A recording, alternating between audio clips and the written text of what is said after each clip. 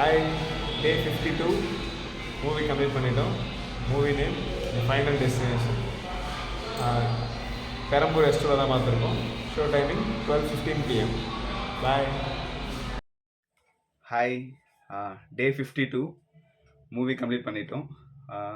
நம்ம சேனல் புதுசாக பார்க்குறவங்க சேனல் சப்ஸ்கிரைப் பண்ணிக்கோங்க அண்ட் பெல் ஐக்கான் கிளிக் பண்ணிங்கன்னா நம்ம அப்லோட் பண்ணுற வீடியோ எல்லாமே உங்களுக்கு ரெகுலராக வந்துகிட்டே இருக்கும். ஸோ தட் நீங்கள் மிஸ் பண்ணாமல் எல்லா வீடியோஸுமே பார்க்கலாம்.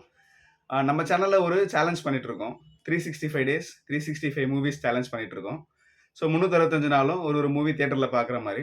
ஸோ அதில் தான் இன்றைக்கி நம்ம வந்து 52வது படத்தை வந்து பார்த்துருக்கோம். மூவி நேம் பார்த்தீங்கன்னா ஃபைனல் டெஸ்டினேஷன்.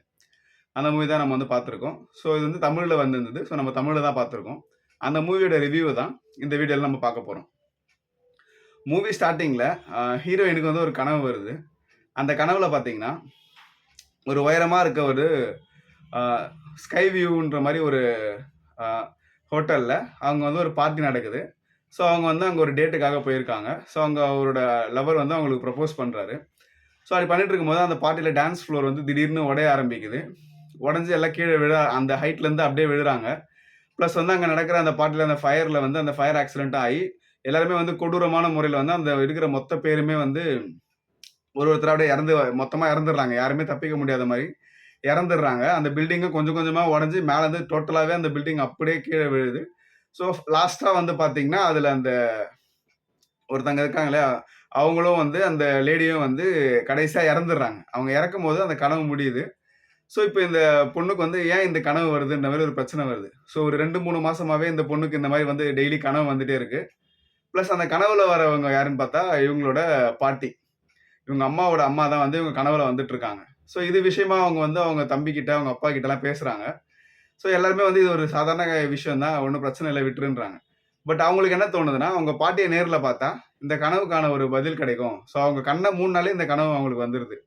ஸோ அவங்க இதுலேருந்து தப்பிக்கணுன்றதுக்காக அவங்க பாட்டியை தேடி அவங்க அங்கிள் வீட்டுக்கு போகிறாங்க. அவங்க அங்கிள் வந்து என்ன சொல்கிறாங்கன்னா, அவங்க பாட்டி வந்து சாதாரணமான ஆள் கிடையாது, அவங்க வந்து கொஞ்சம் பிரச்சனையானவங்க, அவங்க ரொம்ப ஆபத்தானவங்க, நீ அவங்க கிட்ட போகிறது நல்லது இல்லை அப்படின்ற மாதிரி அவர் சொல்கிறாரு. அவங்களால வந்து இந்த எப்படியாச்சும் இந்த கனவு தப்பிக்கணுன்றதுக்காக அவங்க அந்த பாட்டி அவருக்கு பேசி கேட்காம அவங்கள தேடி போறாரு. அவங்க தேடி போகும்போது அவங்க என்னன்னா அந்த பாட்டியை பார்த்துடுறாங்க. அவங்க பாட்டி வந்து ஊருக்கு ஒதுக்குப்புறமா ஒரு தனியா ஒரு வீட்டில் இருக்காங்க. அந்த வீடே வந்து ரொம்ப ஒரு பயங்கரமா ரொம்ப வியர்டா இருக்கு. இந்த பொண்ணு போய் அவங்க கிட்ட கேட்கும்போது, நீ வருவன்னு எனக்கு தெரியும், இந்த கனவு பத்தி அவங்க சொல்லும்போது அந்த இடத்துல வந்து அது உண்மையிலே நடந்த விஷயம். ஆனா வந்து எனக்கு வந்து இது நடக்க போகுதுன்றது முன்னாடியே தெரிஞ்சதுனால நான் அங்க இருக்க எல்லாருமே நான் காப்பாத்திட்டேன் அப்படின்னு அவங்க சொல்றாங்க. அப்போ அந்த பொண்ணு எனக்கு நீங்க எல்லாரையும் காப்பாத்துறீங்கன்னு கேட்கும்போது, ஆமா நான் காப்பாத்திட்டேன் அப்படின்னு சொல்றாங்க. ஸோ இப்போ நான் காப்பாத்துனது தான் வந்து இப்போ பிரச்சனையே. இப்போ இறக்க வேண்டிய பல பேரை நான் காப்பாத்திட்டேன். ஸோ அதனால வந்து அது வந்து எப்படி இருந்தாலும் அவங்க இறந்து ஆகணுன்ற மாதிரி ஒருத்தரா வந்து அதுக்கப்புறம் அந்த பாட்டியில் இருந்த எல்லாருமே வந்து அதுக்கப்புறம் இறந்துருக்காங்க, இந்த பாட்டியை தவிர. இந்த பாட்டி வந்து அதுக்காக சில கால்குலேஷன் போட்டு எப்படியாவது சாவுலேருந்து தப்பிக்கணும்னு அந்த வீட்டில் வந்து அவங்க வெயிட் பண்ணியிருக்காங்க. ஸோ அவங்க அந்த வீட்டிலேயே வந்து சில விஷயங்களை யோசிச்சு பண்ணி ஒரு டைரியில் வந்து எல்லாத்தையும் நோட் பண்ணி வச்சிருக்காங்க. இப்போ என்ன விஷயம், இந்த பாட்டியுமே இறக்க வேண்டியவங்க. ஸோ இவங்க குடும்பத்தில் பிறந்த எல்லாருமே வந்து இறக்க வேண்டியவங்கன்ற மாதிரி இருக்கு. ஸோ அதுதான் இந்த பொண்ணுக்கு கனவாக வந்திருக்கு. இப்போ அந்த பாட்டி வந்து அந்த பொண்ணுகிட்ட நீ தான் நம்ம குடும்பத்தை காப்பாற்றணும்னு சொல்லிட்டு அந்த டைரி கூட அந்த பொண்ணு நம்ப மாட்டேங்குது. இப்போ அந்த பொண்ணு பாட்டி சொன்னதை நம்பி அவங்க குடும்பத்தை காப்பாற்றினாங்களா, இல்லை வந்து எப்பவும் போல அவங்க எல்லாருமே வந்து இறந்துருவாங்களே அதே மாதிரி இறந்துட்டாங்களா, இந்த பாட்டி இறந்துட்டாங்களான்றது தான் வந்து மற்ற கதையே. So final destination movie already வந்து இது ஒரு 2-3 சீரீஸ்லாம் வந்திருக்கு. ஸோ இதுவுமே வந்து அந்த மாதிரி ஒன்று தான். பட் வந்து எல்லாமே தனித்தனியாக தான் வரும். எல்லாமே வந்து இந்த மாதிரி வந்து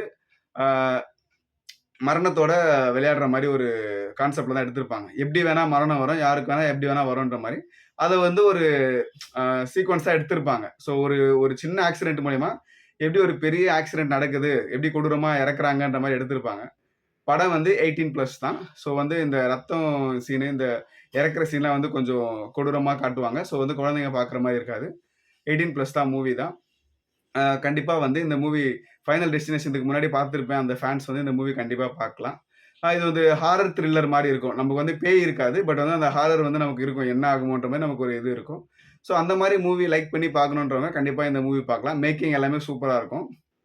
அது எல்லாமே வந்து ரொம்ப வித்தியாசமாக இறக்குற மாதிரி காமிச்சிருப்பாங்க. எல்லாமே வந்து கான்செப்ட் நல்லாயிருக்கும். பட் கொஞ்சம் பார்க்குறதுக்கு பயங்கரமாக இருக்கும். ஸோ அது மட்டும் ஓகேனா நீங்கள் இந்த மூவி கண்டிப்பாக பார்க்கலாம். ஸோ ஆல்ரெடி நீங்கள் இந்த மூவி பார்த்துருந்தீங்கன்னா 10க்கு எவ்வளோ ரேட்டிங் தருவீங்கன்னு கீழே கமெண்ட்டில் சொல்லுங்கள். பாய்.